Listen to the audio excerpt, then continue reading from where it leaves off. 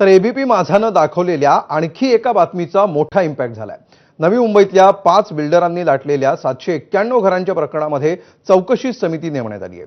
वरिष्ठ प्रधान सचिवांच्या अध्यक्षतेखाली उच्चस्तरीय समिती नेमण्याची घोषणा मंत्री उदय सामंत यांनी विधान परिषदेत केली।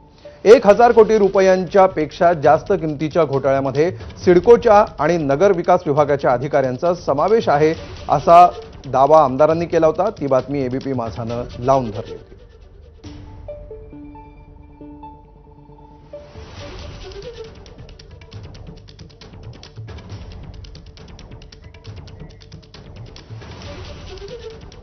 तर एबीपी माझाच्या बातमीचा हा इम्पॅक्ट आहे। वरिष्ठ प्रधान सचिवांच्या अध्यक्षतेखाली चौकशी समितीची स्थापना करण्यात आलेली आहे। 791 घरं लाटल्या प्रकरणी ही चौकशी समिती आता नेमण्यात आलेली आहे। अधिक माहिती घेऊया आमचे प्रतिनिधी निलेश बुधावले यांच्याकडून। निलेश, अमोल, आज विधान परिषदेमध्ये आमदार विक्रांत पाटील यांच्या वतीने एक लक्षवेधी मांडण्यात आली होती। काही दिवसांपूर्वीच एबीपी माझाने एक महत्त्वाचा रिपोर्ट केला होता। नवी मुंबईमध्ये असे 5 विकासक आहेत ज्यांना 791 घरं जी आहेत, जी त्यांना सिडकोला हस्तांतरित करणं अपेक्षित होतं, ती घरं त्यांना दिली नव्हती।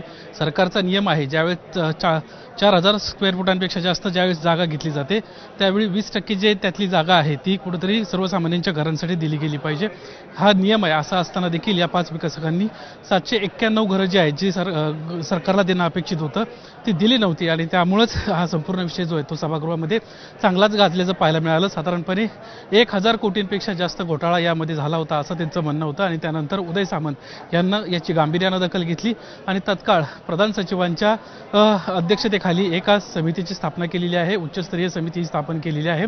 ज्येष्ठ प्रधान सचिव याचे प्रमुख असणार आहेत। आणखीन एका समितीची या ठिकाणी स्थापना करण्यात आलेली आहे। ती समिती जी आहे ही सिडको, म्हाडा यासोबतच नगर विकास विभाग या विभागातले अधिकारी देखील याच्यामध्ये कुठेतरी घोटाळ्यात सामील आहेत असा आरोप आमदारांनी केला होता। त्यामुळे त्यांची देखील चौकशी होणं गरजेचं आहे आणि त्यासाठीच सेपरेट एक समिती देखील स्थापन करण्यात आलेली आहे, जी समिती अधिकाऱ्यांची चौकशी करेल आणि दुसरीकडे बिल्डरांच्या चौकशीसाठी ही ज्येष्ठ प्रधान सचिवांच्या अध्यक्षतेखाली नेमलेली समिती चौकशी करेल आणि लवकरच या संपूर्ण प्रकरणी जे काही 791 घरं गरिबांची घेतलेली आहेत तीच त्यांना पुन्हा एकदा उपलब्ध करून देण्याचा प्रयत्न सरकार करेल। या अधिवेशनाच्या शेवटापर्यंत बैठक एक पार पडणार आहे विधान भवनमध्ये आणि त्या बैठकीमध्ये आमदारांना आणखीन काही तक्रारी आहेत, ते सर्व जे आमदार जे आहेत विधान परिषदेतले ते त्या बैठकीमध्ये येतील आणि त्या ठिकाणी आपलं जे म्हणणं आहे हे मांडताना पाहायला मिळतील। एकंदरीतच एबीपी माझाच्या बातमीला एक मोठं यश या निमित्तानं मिळाल्याचं आपल्याला पाहायला मिळतंय। धन्यवाद निलेश या सविस्तर माहितीबद्दल।